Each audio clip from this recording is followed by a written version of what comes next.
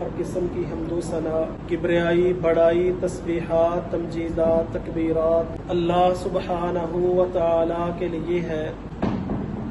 درود و سلام میرے اور آپ کے محبوب پیغمبر امام الانبیاء، امام الرسل، امامنا فی الدنیا والآخرہ، خاتم النبیین جناب محمد رسول اللہ صلی اللہ علیہ وآلہ وسلم کی ذات کے لیے خاص ہے۔ حضرات محترم، گزشتہ 2 خطبات سے ہمارا موضوع امیر المؤمنین خلیفہ ثالث حضرت عثمان بن عفان رضی اللہ تعالی عنہ کی خلافت کے حوالے سے ان کے فضائل جو رسول اکرم صلی اللہ علیہ وسلم نے اپنی زبان نبوت سے بیان فرمائے ہیں، وہ اللہ کی توفیق کے ساتھ میں آپ احباب کے سامنے رکھ چکا ہوں، اور ان کی زندگی کا جو آخری پہلو ہے وہ ہے ان کی شہادت۔ اس حوالے سے چند گزارشات ہیں، وہ آپ احباب کے سامنے رکھ کے اس موضوع کو مکمل کریں گے۔ حضرت عثمان بن عفان رضی اللہ تعالی عنہ وہ شخصیت ہے جن کو زبان نبوت سے حضرت رسول اللہ صلی اللہ علیہ وسلم نے شہادت کی خوشخبری سنائی ہے۔ مروان بن حکم بیان فرماتے ہیں، جس سال نکسیر پھوٹنے کی وبا پھیلی اس سال حضرت عثمان رضی اللہ تعالی عنہ بھی اس وبا کے شکار ہو گئے۔ نکسیر پھوٹی حضرت عثمان بن عفان رضی اللہ تعالی عنہ کی تو طبیعت کافی خراب ہو گئی۔ قبیلہ قریش کا ایک بندہ حضرت عثمان رضی اللہ تعالی عنہ کے پاس گیا اور جا کر کہنے لگا، اے امیر المؤمنین، آپ کی طبیعت کافی خراب ہے، تو آپ ایسا کریں کہ اپنا کوئی نائب مقرر کر دیں، کسی کو خلیفہ نامزد کر دیں۔ حضرت عثمان رضی اللہ تعالی عنہ نے اس سے پوچھا، کیا سب لوگوں کی یہی رائے ہے؟ اس نے کہا، جی ہاں، سب لوگ یہی چاہتے ہیں کہ آپ کی طبیعت ٹھیک نہیں ہو رہی، آپ اپنا نائب مقرر کر دیں، اپنا خلیفہ مقرر کر دیں۔ حضرت عثمان نے اس سے پوچھا، کس بندے کو مقرر کیا جائے؟ اس پر وہ قبیلہ قریش کا آدمی خاموش ہو گیا، کسی بندے کا نام نہیں لیا، چلا گیا۔ حضرت عثمان رضی اللہ تعالی عنہ کے پاس ایک اور بندہ آیا جس کا نام حارث بیان کیا گیا ہے۔ وہ بھی حضرت عثمان رضی اللہ تعالی عنہ کو کہنے لگا، اے امیر المؤمنین، آپ کی طبیعت ساتھ نہیں دے رہی، آپ اپنا خلیفہ مقرر کر دیں، اپنا نائب بنا جائیں۔ حضرت عثمان رضی اللہ تعالی عنہ نے اس سے وہی سوال کیا، کیا سب لوگوں کی یہی رائے ہے؟ سب کی خواہش یہی ہے؟ وہ کہنے لگا، جی ہاں، سب لوگ یہی چاہتے ہیں کہ آپ کسی کو خلیفہ نامزد کر دیں۔ حضرت عثمان نے اس سے کہا، اچھا پھر بتاؤ کہ وہ کون شخص ہے جس کو خلیفہ نامزد کیا جائے؟ وہ بھی خاموش ہو گیا۔ تو حضرت عثمان بن عفان رضی اللہ تعالی عنہ خود ہی بول پڑے، کہتے ہیں، میرے ذہن کے اندر حضرت زبیر رضی اللہ تعالی عنہ ہیں، ان سے بہتر میں کسی کو نہیں مانتا، اور حضرت رسول اللہ صلی اللہ علیہ وسلم کی زبان سے بھی حضرت زبیر رضی اللہ تعالی عنہ کا بڑا تذکرہ سنا ہے، اور لوگوں کے دل بھی حضرت زبیر رضی اللہ تعالی عنہ کی طرف مائل تھے کہ حضرت زبیر رضی اللہ تعالی عنہ کو حضرت عثمان رضی اللہ تعالی عنہ اپنے بعد خلیفہ مقرر کر دیں۔ یہ حضرت عثمان بن عفان رضی اللہ تعالی عنہ کی زندگی کے آخری ایام کا واقعہ ہے، اور اس واقعہ کو مفسرین محدثین نے حضرت عثمان رضی اللہ تعالی عنہ کی جو شہادت والا باب ہے اس باب کے اندر اس حدیث کو بیان کیا ہے۔ اور حضرت عائشہ رضی اللہ تعالی عنہا سے ایک حدیث آتی ہے کہتی ہیں رسول اللہ صلی اللہ علیہ وسلم نے حضرت عثمان رضی اللہ تعالی عنہ سے یہ کہا تھا، اے عثمان، شاید اللہ تعالیٰ تمہیں ایک قمیض پہنائیں گے اور تم نے اس قمیض کو اتارنا نہیں۔ شاید اللہ تعالیٰ تمہیں ایک قمیض پہنائیں گے، اگر یہ لوگ تم سے وہ قمیض اتروانا چاہے تو تم نے اس قمیض کو نہیں اتارنا۔ محدثین نے اس قمیض سے مراد خلافت لی ہے، جو خلافت حضرت عمر فاروق رضی اللہ تعالی عنہ کی شہادت کے بعد حضرت عثمان رضی اللہ تعالی عنہ کو دی گئی تھی، اس خلافت کو محدثین نے اس قمیض کے ساتھ منسلک کیا ہے، جس قمیض کے متعلق حضرت رسول اللہ صلی اللہ علیہ وسلم نے حضرت عثمان رضی اللہ تعالی عنہ کو اپنی زندگی کے اندر یہ بات سمجھا دی کہ اللہ تعالیٰ تمہیں ایک قمیض پہنائیں گے، یہ لوگ چاہیں گے کہ یہ قمیض تو اتار دے، لیکن تم نے اس قمیض کو نہیں اتارنا۔ اور ایک روایت کے الفاظ ہے کہ ایک وقت تک خلافت ان کے سپرد کر دی جائے گی جب تک تم میرے ساتھ ملاقات نہ کر لو، اس وقت تک تم نے اس قمیض کو نہیں اتارنا۔ حضرت رسول اللہ صلی اللہ علیہ وسلم سے ملاقات کا تو ایک ہی طریقہ تھا کہ حضرت عثمان رضی اللہ تعالی عنہ فوت ہو جاتے یا جامع شہادت نوش فرما لیتے تو ان کی ملاقات حضرت رسول اللہ صلی اللہ علیہ وسلم کے ساتھ ہو جاتی۔ تو نبی اکرم صلی اللہ علیہ وسلم نے اس بات کے اوپر ان کو پابند کر دیا،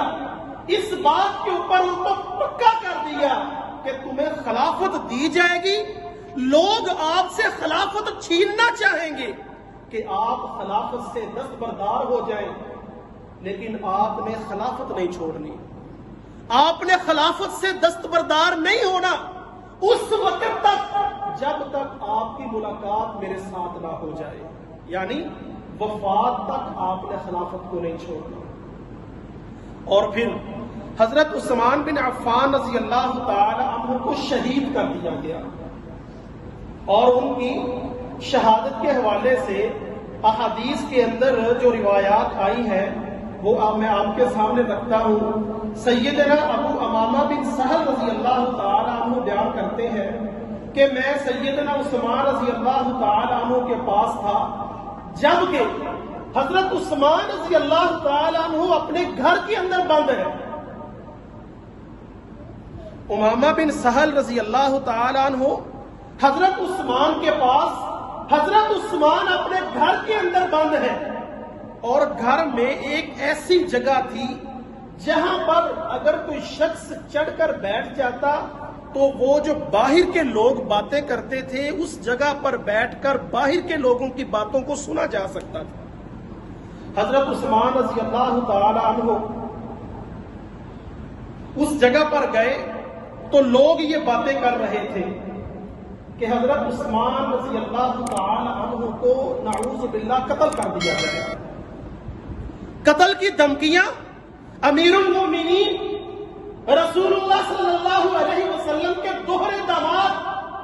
حضرت عثمان بن عفان رضی اللہ تعالی عنہ کو قتل کی دھمکیاں دی جا رہی ہیں۔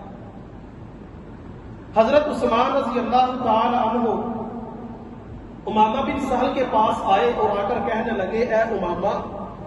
لوگ تو مجھے قتل کی دھمکیاں دے رہے ہیں۔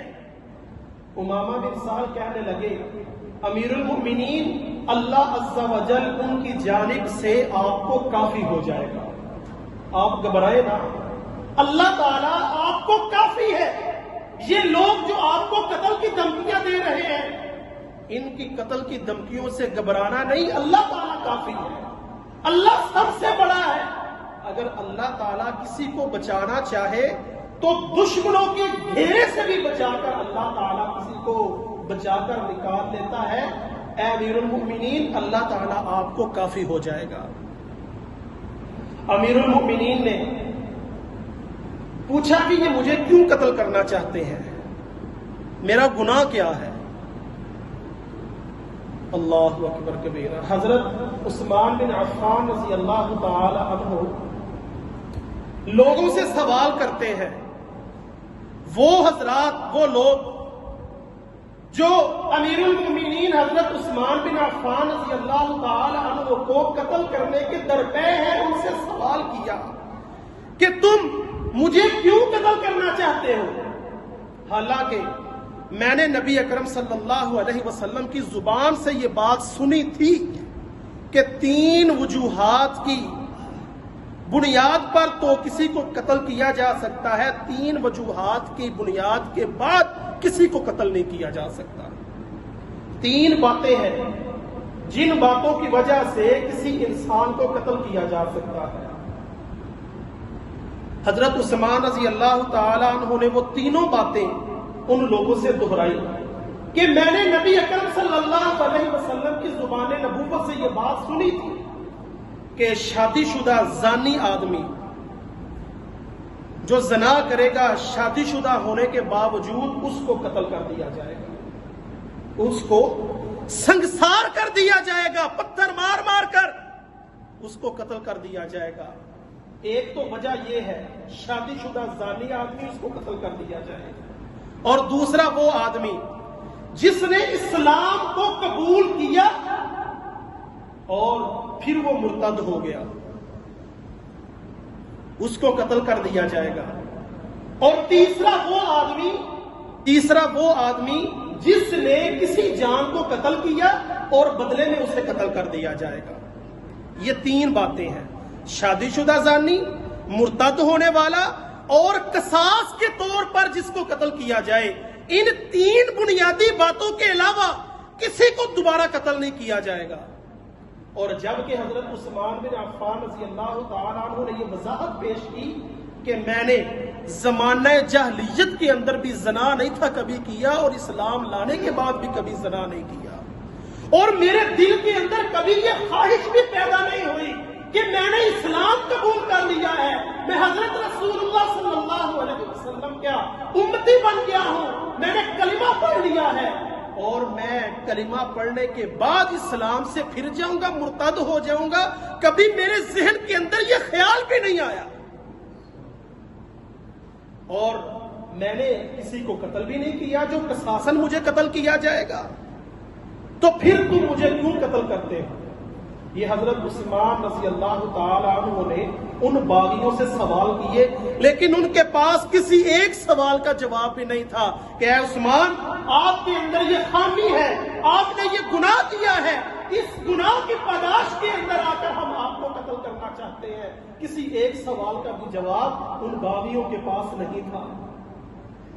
اور پھر حضرت عثمان رضی اللہ تعالی عنہ ان کے گھر کے اندر جب ایک باغی داخل ہوا تو حضرت عثمان بن عفان رضی اللہ تعالی عنہ قرآن مجید کی تلاوت کر رہے ہیں۔ اللہ اکبر، قرآن مجید کی تلاوت ہو رہی ہے، حضرت عثمان بن عفان رضی اللہ تعالی عنہ اپنے گھر کے اندر بند، پانی بھی بند ہے، سب کچھ بند، 40 دن سے حضرت عثمان رضی اللہ تعالی عنہ اپنے گھر کے اندر محصور ہے۔ ایک شخص حضرت عثمان رضی اللہ تعالیٰ عنہ کے گھر کے اندر داخل ہوا اور اس نے آپ کے گلے کو دبانا چاہا، ان کے گلے کو دبا دیا۔ حضرت عثمان رضی اللہ تعالیٰ عنہ تڑپنا شروع ہو گئے، جس طرح کسی سانپ کے گلے کو دبا دیا جائے وہ تڑپتا ہے، اپنے جسم کو زمین کے اوپر مارتا ہے۔ حضرت عثمان رضی اللہ تعالیٰ عنہ کے سانس اکھڑنا شروع ہوئے، اس نے ایک بار گلے کو دبایا، دوسری بار پھر اس نے گلے کو دبایا، حضرت عثمان بن عفان رضی اللہ تعالیٰ عنہ کے سانس اکھڑنا شروع ہو گئے اور وہ زمین کے اوپر تڑپ رہے ہیں۔ ایک اور باغی حضرت عثمان رضی اللہ تعالیٰ عنہ کے گھر کے اندر داخل ہوا اور اس نے تلوار کے ساتھ ضرب لگائی،